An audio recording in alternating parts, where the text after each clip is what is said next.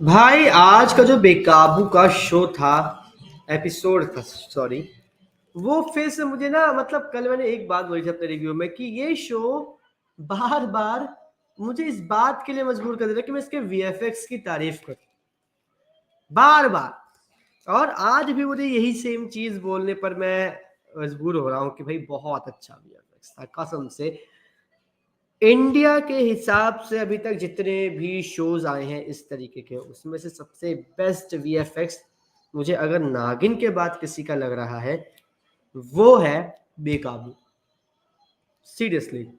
और ये ऐसा नहीं जैसे बालवीर आता है या फिर बालवीर के टाइप के जो मतलब 90% वीएफएक्स पे चलते हो, नहीं।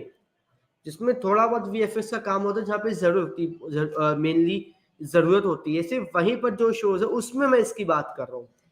और इसके बाद जो एक और चीज जो मुझे आज के एपिसोड में अच्छी लगी, जो वो है शालीन भनोत किस तरीके से अपने रोल को निभा रहे हैं, सीरियसली। मतलब इतनी ज्यादा एक्यूरेसी कैसे हो सकती है, कैसे? चलने से लेकर, देखने से लेकर, खाने, हाथ हिलाने, पीछे मुड़ के देखने में, हर चीज में इतनी ज्यादा एक्यूरेसी कैसे?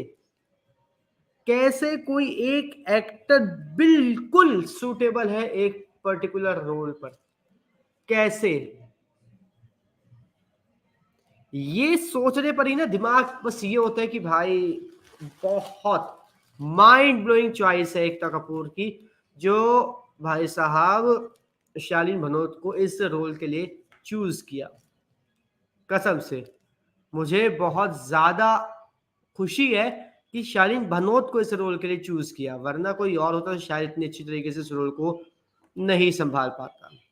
क्योंकि शालीन भनोत का एटीट्यूड, शालीन भनोत की हर चीज बिल्कुल इतनी ज्यादा परफेक्ट है इसमें कि यार मतलब कोई भी बंदा ऐसा नहीं हो सकता जो बोले कि नहीं यार शालीन भनोत इस एक्टर के लिए, सॉरी इस रोल के लिए परफेक्ट है, नहीं कोई भी नहीं।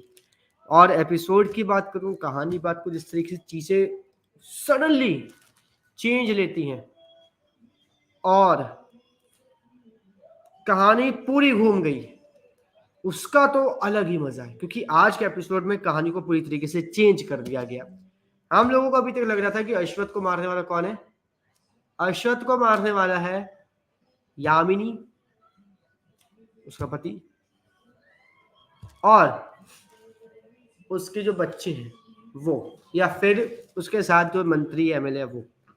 नहीं, वो है ही नहीं, उन लोगों ने मारे ही नहीं। क्योंकि भाई अश्वथ को मारने वाला कोई उसका बहुत ज्यादा करीबी है,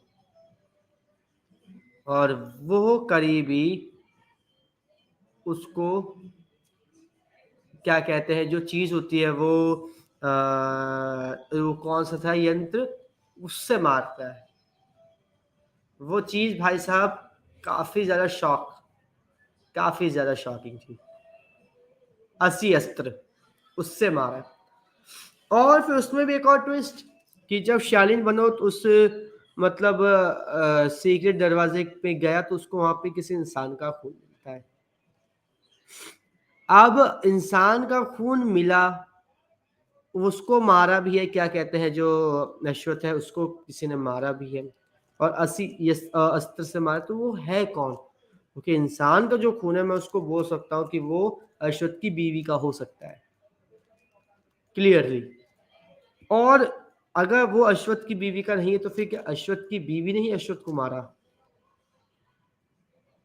ये भी एक मतलब बहुत बड़ा एक टर्निंग पॉइंट है। या फिर जो अश्वत का भाई था जिससे अश्वत की लड़ाई हुई थी पहले एपिसोड में, वो था जिसने अश्वत को मारा। ये चीज इतनी ज्यादा मतलब अब मतलब इतना इंटरेस्टिंग बन चुकी, किसने अश्वत को मारा। बेला यहाँ पर पूरी तरीके से टूट चुकी है, प्रथम को देखकर स्लैश रानव को देखकर कि वो किस तरीके से अपने भाई के मतलब कातिलों को ढूंढने के लिए क्या क्या कर रहा है। वो रो देती है सीरियसली सब चीजों को देखकर। और अब ये कहानी और भी ज्यादा इंटरेस्टिंग होगी क्योंकि ये दोनों मिलकर, कि बेला तो इनडायरेक्टली हेल्प करेगी, रानव की डायरेक्टली नहीं करेगी, पता लगेंगे कि भाई किसने अश्वत्थ को मारा।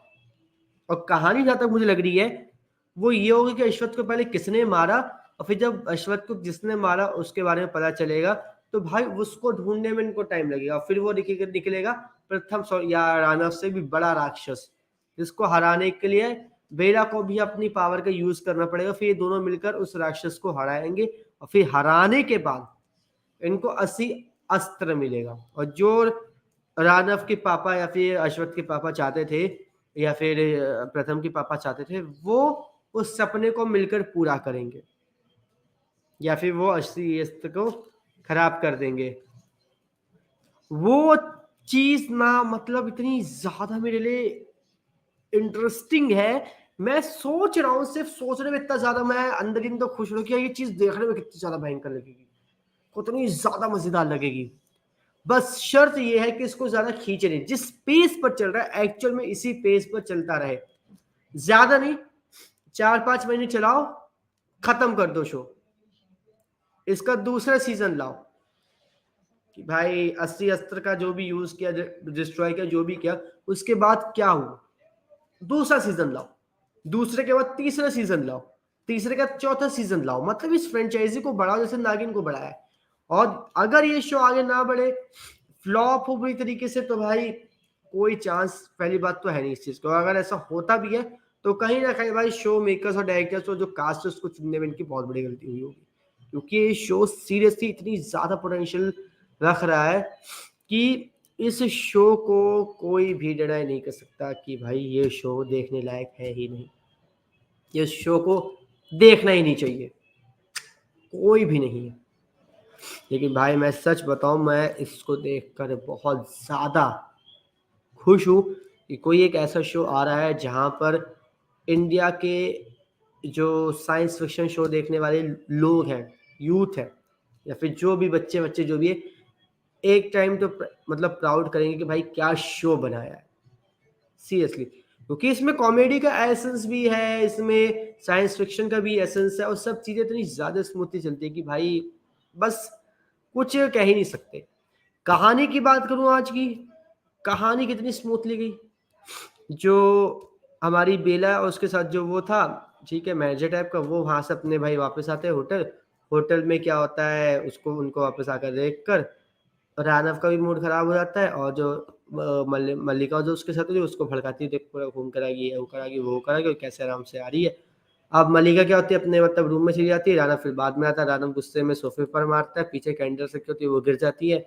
यहाँ पे हादसा हो सकता था, कैंडल्स गिर के जल सकती है, जला सकती थी किसी चीज को, लेकिन नहीं हुआ। वहां पर क्या होता है, फिर वो बोलते हैं कि मैं इतना क्यों गुस्सा हो रहा हूँ, क्या है ये, वो उसकी जिंदगी उसकी लाइफ, वो कुछ भी कर, लेकिन मैं कितना ज्यादा इफेक्ट हो रहा हूँ। फिर वो अपने आप को समझाते हैं कि वो अपने गुस्से को कंट्रोल नहीं कर पाता। फिर क्या होता है, बिना बोलते कि पहले मेरा जो टॉप है वो दे दो, फिर वो बोलती है कि टॉवल दे दो। फिर यहाँ पे क्या होता है, बोलते कि जो मेरे क्या कहते हैं, जो सूट है टॉप है उसमें पीछे क्या कहते हैं, जो डोरी होती है उसको बांध दो। ठीक है, वो बांधता है, लेकिन यहाँ पे इनके बीच में कुछ मतलब अलग सा कनेक्शन होता है। अब इसके बाद क्या होता है, इसके बाद में हमें देखने को मिलता है कि वो लोग खाने के लिए गए हैं बाहर, मतलब वहीं पर ही होटल में ही।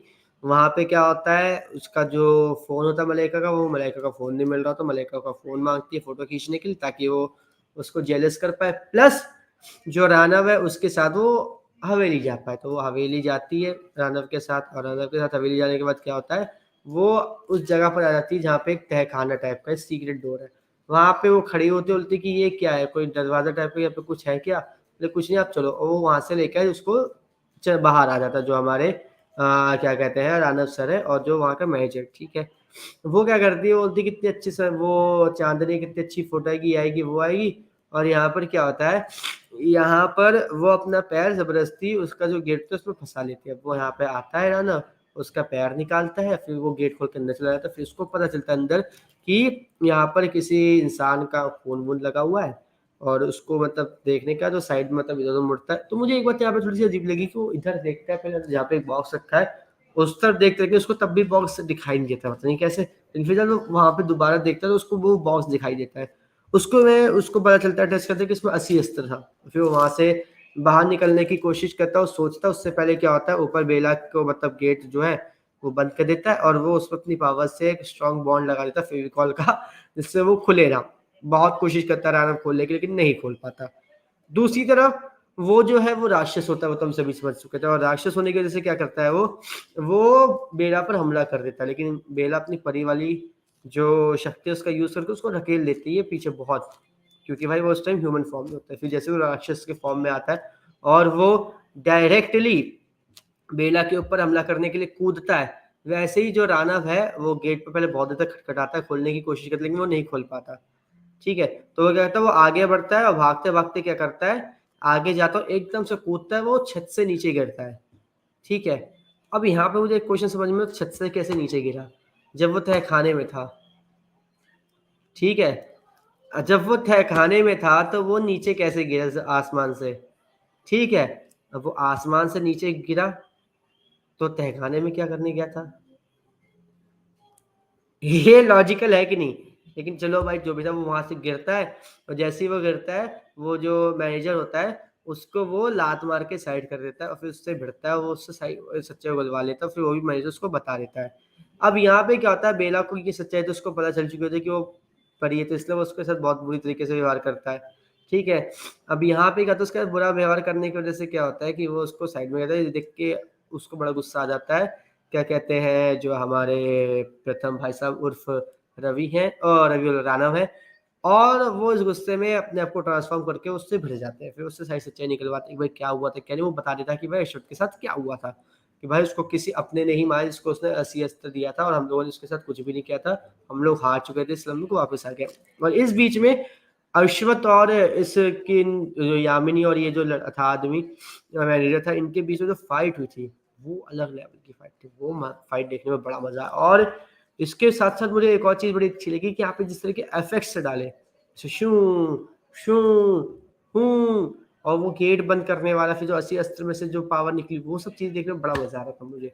यहाँ पे क्या हुआ, इसके बाद होता है कि जो हमारे क्या नाम है इसका, राणा भाई साहब उनको बहुत मारते हैं, मार मार के इनका मोर बना देते हैं। मोर बनाने के बाद क्या होता है कि वो बोलता है, जो मैनेजर होता है, जो नया नया वो बना हुआ राक्षस, हमें समझ में आया कि राक्षस को कोई नहीं मार सकता। फिर राणा अपना डायलॉग मारते हैं, राक्षस को कोई नहीं मार सकता, लेकिन वो खुद को मार सकता है। यहाँ पर तो वो बोलते हैं कि तुम अपने आप को खुद को मारो, वरना मैं तुम्हें बहुत दर्द दूंगा। ठीक है, वो सबसे पहले उसकी आंख फोड़ता है, फिर उसके हाथ में सामान पकड़ाता है, कोई मतलब तलवार या कोई नुकीली चीज से उसके हाथ में पकड़वा के उसको मारता है, वो खत्म। अब खत्म होने के बाद क्या होता है कि जो चीजें हैं वो वहाँ पे नॉर्मल हो जाती है, लेकिन यहाँ पे जो राणा होता है वो बहुत ज्यादा रो रहा होता है कि उसके भाई को किसी ने मार दिया। ठीक है, और ये चीज सही नहीं है, ऐसा नहीं होना चाहिए। और इसके लिए वो अपने आप को, उस परी को बहुत ज्यादा मतलब बोलता है कि भाई हम ही लोग हैं जिसकी वजह से ये सब हुआ। और यहाँ पर क्या हुआ, यहाँ पर एक और चीज थी कि मतलब वो वहां पर बैठे बैठे रो रहा होता है, लेकिन दूसरी तरफ जो बेला होती है वो लेटी होती है, वो देख मतलब होश में आ गई होती है, लेकिन वो राणव को इस तरीके से रोता हुआ देख के वो भी काफी ज्यादा रोने लग जाती है। और यहाँ पर क्या होता है, यहाँ पर जो बेला है वो उसको देखकर फिर से बेहोश हो जाते होने की एक्टिंग करती है, फिर राणव क्या करता है, उसको उठा के बाहर ले जाता है, बस ये सोचता है कि उस परी की वजह से हम लोगों के बीच में इतना कुछ, अगर ऐसा नहीं होता तो आज मैं उसके साथ होता और मेरा भाई हमारे साथ होता। ठीक है, अब यहाँ पर क्या है, यहाँ पर मैंने एक चीज मिस की, वो ये कि जो हमारे राणव भैया थे उन्होंने अपना राज खोल दिया था उस भेड़िए के सामने, जो मैनेजर था, कि मैं प्रथम हूँ, ठीक है, मैं राणव नहीं हूँ, और इसी वजह से मुझे इतनी सारी पावर मिली है। उस टाइम पर जो सीन था, जो एक रिएक्शन था, वो मतलब इतना ज्यादा भयंकर था, पूरी यहाँ की हड्डियां नसें दिख रही, आपकी जॉ लाइन प्रॉपर दिख रही है, वो बहुत ज्यादा बेहतरीन सीन था सीरियसली। और जिस तरीके से शॉट लिया गया, अलग लेवल का मजा। और अब अगले हफ्ते क्या होगा, नागिन और बेकाबू दोनों का महासंगम। अब मैं ये देखना चाहता हूँ इस महासंगम को किस तरीके से लोग आगे कंटिन्यू करेंगे, किस तरीके से एक दूसरे के साथ मिलाएंगे। बाकी भाई आप बताइए, आप अगले हफ्ते को जो दोनों एपिसोड आ रहे हैं उसको देखने के लिए एक्साइटेड हैं या नहीं, कमेंट करके जरूर बताओ। इसी तरीके की अपडेट से जुड़े रहने के लिए हमारे चैनल को सब्सक्राइब कर लीजिए, बेल आइकन को दबा लीजिए, ताकि आपसे मिस ना हो हमारा कोई भी लेटेस्ट अपडेट।